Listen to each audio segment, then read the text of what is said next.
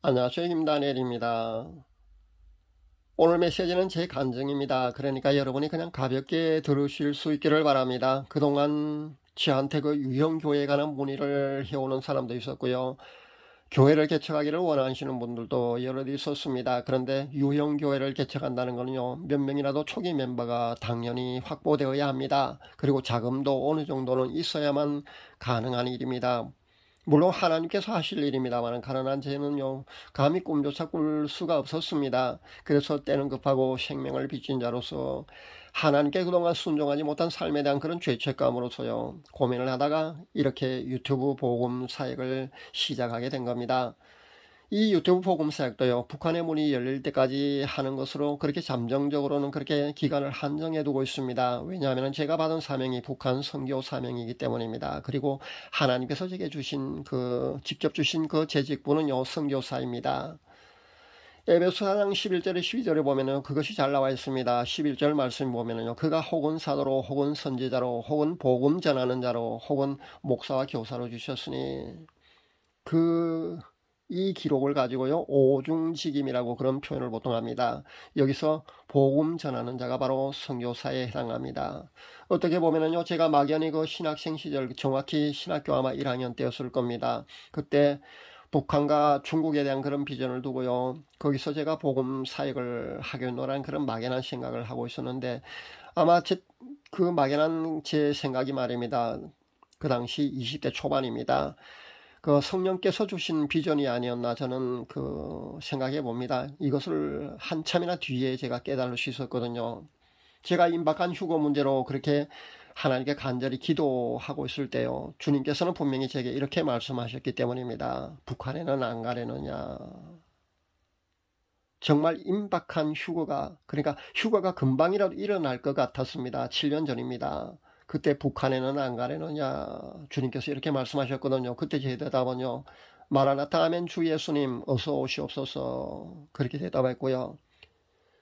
그러니까 이 생뚱맞은 그 질문과 대답은요 결국 북한의 문이 열린 후 그러니까 통일 후에 휴거가 있다는 그런 말씀이 됩니다. 그 후에도요 수많은 메신저들이 매년 해마다 휴거 소동을 벌일 때마다요 제가 외친 것은요 통일이 먼저이다입니다.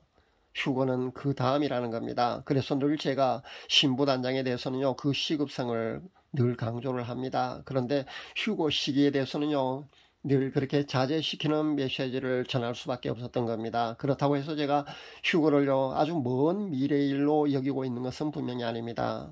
1차적으로는요 지금 세계 정서로 본다면요 2030년 안에 분명히 휴거가 일어날 것 같습니다. 그렇게 2030년 안에 휴거가 일어난다는 그런 가능성을 저는 두고 있습니다. 아마 일어날 가능성이 클 것입니다. 저도 그렇게 생각을 합니다. 그렇게 판단을 합니다. 왜냐하면 무화과나무의 비유와 그 유엔 아젠다나 딥시의 개혁을 종합해 보면요 충분히 그럴 수 있습니다. 지금 조금 조용해 보인다고 할지라도요 아마 그 요한계시록의 어느 그 단계까지 지금 진행되고 있다고 봐도 되기 때문에 우리는 지금의 돌아가는 세계 정세나 모든 것을요 늘 예의주시하면서 그렇게 지켜보아야 된다는 겁니다. 그렇게 깨어서 기도하면서요 휴거를 대비하고 있어야 합니다. 하지만 그 미래에 되어질 종말의 신화를 유예하실 분도요 실행하실 분도 우리가 아니라 바로 성부 하나님이시라는 겁니다.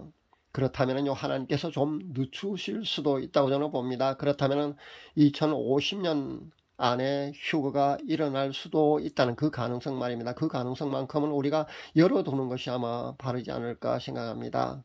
그런 자세가 바른 자세라고 저는 생각해 봅니다.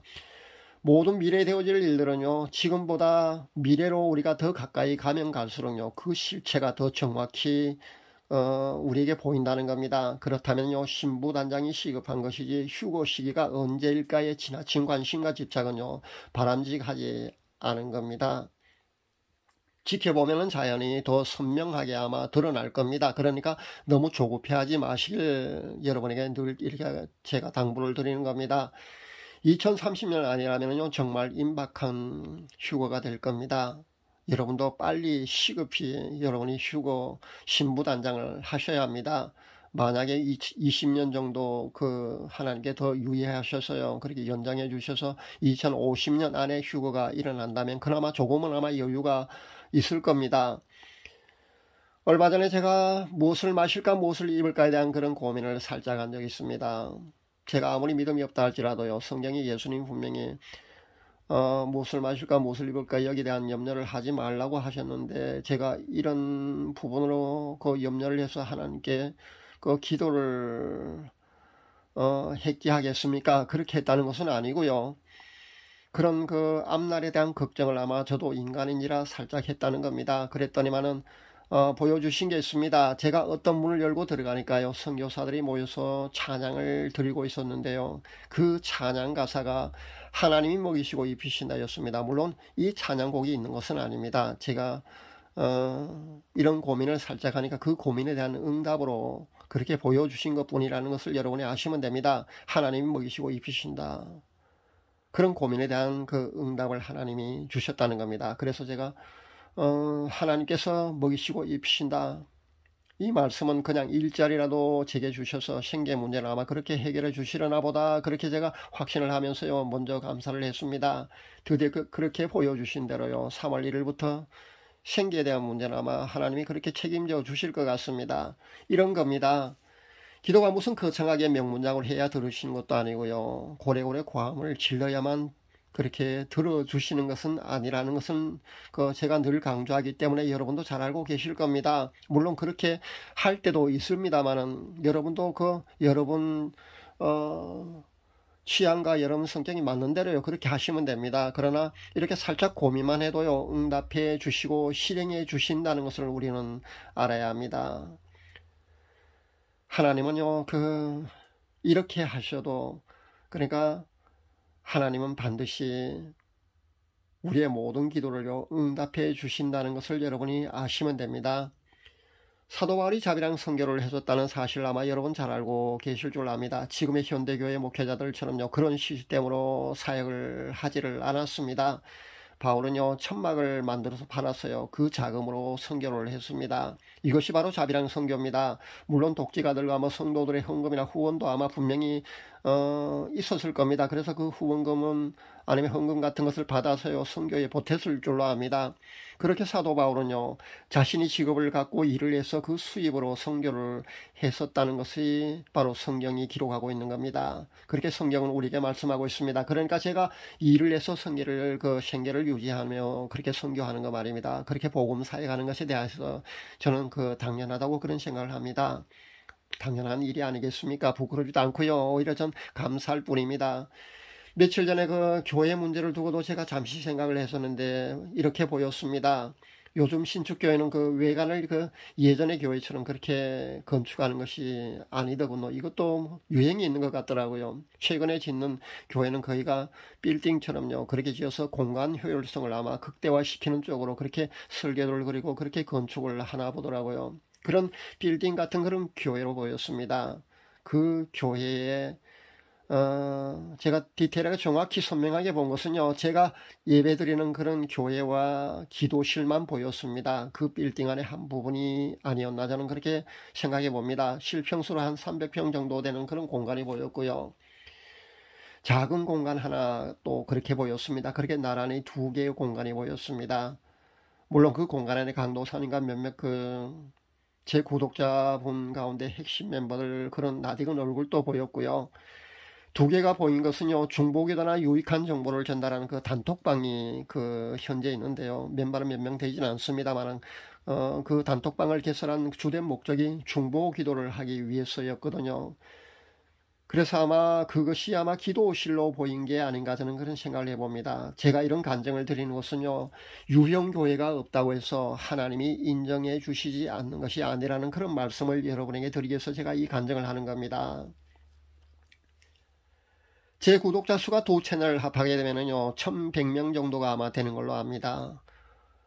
근데 거기에 중복 구독자가 있다고 추산을 해보면요, 그런 계산을 해보아도 약 1000명 정도의 구독자가 되니까요, 교인 수가 1000명 정도 되는 그런 무형교회라는 것으로 여러분이 이해를 하시면 됩니다. 그러니까 유튜브 복음사역을 하면서 너무 과대망상을 한다고 그런 생각을 하는 사람도 아마 이 중에는 더 있을 줄 아는데요, 저는 저거 과대망상이라고 할지라도요, 저는 이렇게 하나님이 보여주신 대로요, 그런 유튜브 이렇게 복음 사역하는 것도 그렇게 무형교회에 해당한다고 저는 봅니다. 그래서 하나님이 이렇게 보여주셨다고 저는 그렇게 확신을 합니다. 마지막 시대 휴거 배출로 그 숫자로 본다면요, 전 그 어느 그 중대형 교회보다도 더 많은 알곡 성도, 그러니까 휴거 신부를 많이 배출하는 그런 무형교회 될 것이라는 제 믿음에는요, 저는 변함없습니다. 반드시 전 그렇게 될 것이라고 저는 확신을 합니다. 부족하지만 그곳에 가이드 역할을 하는 리더는요, 바로 저고요. 비록 사도 바울처럼 자비량으로 그렇게 복음 사역을 한다고 해도요, 유튜브 복음 사역을 그렇게 한다고 해도요, 하나님이 인정해 주신다면요, 전 만족하면서 기꺼이 빚진 자로서의 그런 사명을 앞으로도 계속 감당할 것입니다. 간증 들어주셔서 정말 감사합니다.